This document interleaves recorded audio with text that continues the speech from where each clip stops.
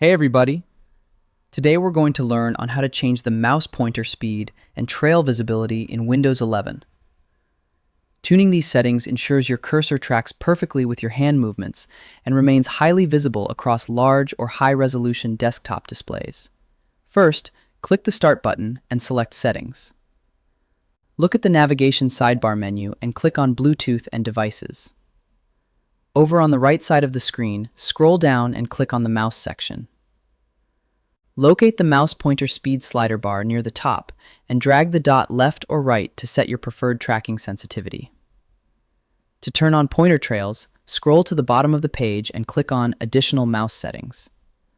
A compact configuration window will pop up. Switch to the Pointer Options tab right at the top. Move down to the Visibility section, check the box next to Display Pointer Trails, and adjust the slider to set your preferred tail length. Click Apply in the lower right corner, and then click OK to lock your new cursor visibility rules into the system. And that's it. Your mouse tracking and visibility are now completely optimized. I hope it helps you in your current and future project. Thank you for watching.